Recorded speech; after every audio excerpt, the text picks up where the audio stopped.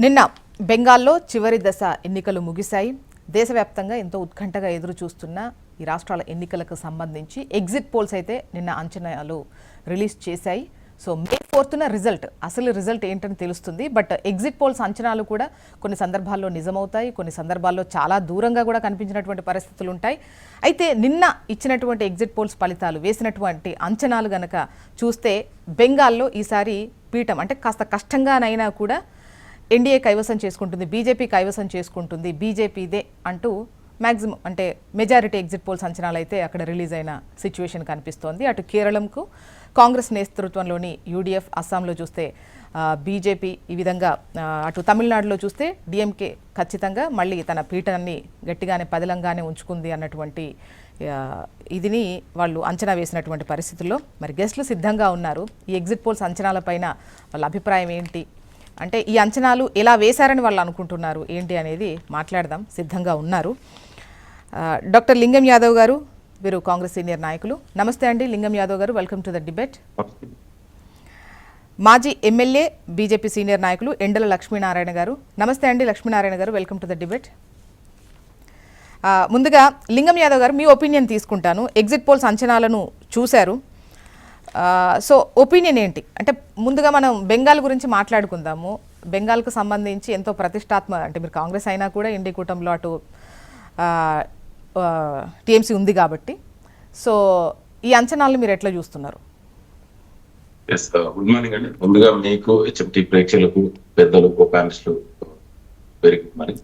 Definite కూడా ఏదైతే 5 రాష్ట్రాలలో జరిగినటువంటి ఎలక్షన్ లో ఇవాళ పోటీ ప్రత్యేకించి నరేంద్ర మోడీ గారే స్వయంగా ఇవాళ ఎలక్షన్ క్యాంపెయిన్ చేస్తూ ఇవాళ నరేంద్ర మోడీ వర్సెస్ అక్కడ ఉన్నటువంటి రాష్ట్రాలకు ఉన్నటువంటి ప్రాంతీయ నాయకులకు మధ్య జరిగినటువంటి ఈ పోరులో డెఫినెట్ కూడా ఓవరాల్ గా మనం ఈ 5 రాష్ట్రాల్లో ప్రత్యేకించి బెంగాల్ అనేది చాలా ప్రత్యేకమైనటువంటి ఎలక్షన్స్ గా మనం పరిగణించాలి. ఎందుకంటే మీరన్నట్టు ఇవాళ తమిళనాడులో, అదే విధంగా కేరళ, పుదుచ్చేరి, ఎట్లాగూ దక్షిణాదిలో, ఎందుకంటే ఇప్పుడు ఈ 5 రాష్ట్రాలలో కూడా సదరన్ పార్ట్ లో జరిగినటువంటి ఎలక్షన్ లో, అదే విధంగా ఈస్టర్న్ పార్ట్ లో ఇక్కడ గతం నుంచి కూడా బీజేపీ కొంచెం ప్రభావం చాలా తక్కువ ఉన్నటువంటి, ఎందుకంటే ప్రధానంగా బీజేపీ అనేది నార్త్ అండ్ వెస్టర్న్ గా కాన్సన్ట్రేట్ అయినటువంటి పార్టీ.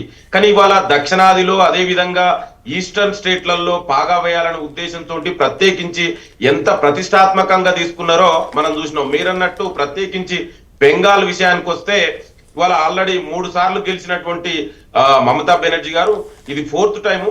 అయితే ఇక్కడ బీజేపీ గెలవడానికి ఎన్ని విధాలుగా ప్రయత్నించిందో మనం చూసాం. ప్రత్యేకించి ఇవాళ ఓట్ పోలరైజేషన్, ఇవాళ నిన్న కూడా చూసాం. అక్కడ ఉన్నటువంటి ఆపోజిషన్ నాయకుడు సువేందు ఏ విధంగా అంటే హిందూ ముస్లిం, అదే విధంగా ఇండియా బంగ్లాదేశ్ మైగ్రేషను, ఇవాళ అదే విధంగా ఒక దేవుడి పేరు మీద అంటే ఒక ఎమోషనల్ రాజకీయాలు, ఒక పోలరైజేషన్, విభజన రాజకీయాలకు ఇవాళ బెంగాల్ బీజేపీ ఒక వేదికగా చేసుకుంది.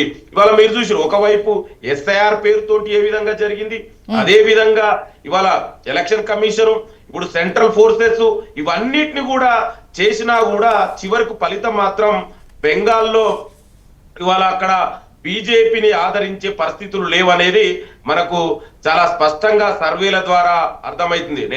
అంటే లింగం యాదవ్ గారు, మెజారిటీ సర్వేలు బీజేపీకి అంటే కాస్త కష్టంగానైనా కూడా బీజేపీ పీఠం కైవసం చేసుకునే ఛాన్స్ ఉంది అని ఇచ్చినాయి కదా. నేను అదే చెప్తున్నా. ఇప్పుడు సర్వేలు చాలా సార్లు నిజం కాలేదు, కొన్నిసార్లు నిజమైన. ఏదేమైనా కూడా మనకు మే 4th రిజల్ట్ నాడు డెఫినెట్ కూడా బీజేపీకి వ్యతిరేకంగానే బెంగాల్ ఫలితం ఉండబోతుంది. ఎందుకంటే వాళ్ళు చేసినటువంటి మీరు చూడండి, ఎలక్షన్ వస్తే జనరల్ గా దేని పేరు మీద మనం ఓట్లు అడుగుతారండి? మరి 10 ఏళ్లుగా అంటే దాదాపు 12 సంవత్సరాలుగా నరేంద్ర మోడీ చేసిన అభివృద్ధి సంక్షేమం పేరు మీద ఎక్కడైనా ఓట్లు అడిగిరండి బీజేపీ నాయకులు. మీరు చూడండి, ఏ ఎలక్షన్లు అయినా కూడా. కానీ ఎంతసేపు విభజన రాజకీయాలు, విద్వేష రాజకీయాలు, ఇవాళ సెంటిమెంట్ రాజకీయాలే వాళ్ళు పెట్టింది పేరు. కానీ 12 సంవత్సరాలుగా మేము ఏమి చేశాం, ఈ అభివృద్ధి చేశాం, ఈ కొత్త కంపెనీలు తీసుకొచ్చాం, ఇన్ని ఉద్యోగాలు ఇచ్చాం, ఈ విధంగా దేశ ఆర్థిక వ్యవస్థని ప్రపంచంలో నిలబెట్టామని ఎక్కడైనా బీజేపీ నాయకులు, ప్రధానమంత్రి గారు మాట్లాడరని అవి ఏమి ఎక్కడ లేవు. ఎంతసేపు పోలరైజేషన్ అంటే ముస్లిం హిందూ అనే ఒక విభజన రాజకీయాలకు ఇది మంచిది కాదు అంటున్నా. అందుకే ఇవన్నీ బెంగాల్ ప్రజలు చాలా విజ్ఞులు, వాళ్ళు చాలా చూశారు గతంలో. ఎందుకంటే ఈ దేశంలో వాళ్ళు స్వాతంత్ర ఉద్యమంలో కూడా బెంగాల్ నుంచే, అదే విధంగా నోబెల్ లారెట్ కూడా ఎక్కువ వచ్చినటువంటి రాష్ట్రం కూడా బెంగాలే. అంటే లింగం యాదవ్ గారు, మీరు ఎస్ఐఆర్ ప్రస్తావన చేశారు కాబట్టి ఇది చేసినటువంటి క్రమంలో కూడా బంగ్లాదేశ్ కు సంబంధించిన వాళ్ళు వీళ్ళు చాలా మందే ఉన్నారు అని పెద్ద ఎత్తున మీడియాలో కూడా వాళ్ళంతటా వాళ్ళు అంటే మైక్స్ పెట్టినప్పుడు మాకు ఇక్కడ ఎటువంటి ప్రూఫ్స్ లేవు కాబట్టి మేము వెళ్ళిపోతున్నాము అని చెప్పేసి చెప్పినటువంటి పరిస్థితి ఉంది. సో అవి డెఫినెట్ గా ఇప్పుడు వాళ్ళు ఎస్ఐఆర్ చేశారు, అది ఏ విధంగా చేశారు ఏంటి పక్కన పెడితే అక్కడ మైగ్రేట్ అయి ఉన్నారు కదా అనేది ఒకటి కనిపిస్తోంది కదా, దాన్ని ఏమందాం? అండి ఎవరైనా కూడా ఇతర దేశాల నుంచి అక్రమంగా వస్తే డెఫినెట్ గా పంపే. ఇవాళ ఇష్యూ అదిగా దాని పేరు మీద టెర్రరైజ్ చేస్తూ మీరు చూడండి, నిన్న ఒక ఎలక్షన్ జరుగుతుంటే కూడా ఒక స్వయంగా ఆయన బీజేపీ నాయకుడు ఆపోజిషన్ నాయకుడు ఏ విధంగా స్లోగన్లు ఇస్తుండే, హిందూ ముస్లిం స్లోగన్లు, అది ఇది model code of conduct violation కాదా? ఇవాళ సెంట్రల్ ఫోర్స్ కూడా అక్కడ తీసుకొచ్చి అంటే ఒక టెర్రరైజ్ చేయడం, బెంగాలీలని ఒక భయభ్రాంతులకు గురి చేసి ఏదేమైనా అధికారమే పరమపదిగా, ఎట్లయినా అధికారమే ఇక్కడ బెంగాల్లో తీసుకోవాలనే ఉద్దేశంతో చేసినట్టే మనకు చాలా స్పష్టంగా కనబడుతుంది. అయినా కూడా ఇవేమి కూడా పనిచేయ, డెఫినెట్ కూడా వెయిట్ చేయండి. బెంగాల్లో మీరన్నట్టు బెంగాల్లో బీజేపీ అక్కడ ఆదరించే పరిస్థితులు లేవు.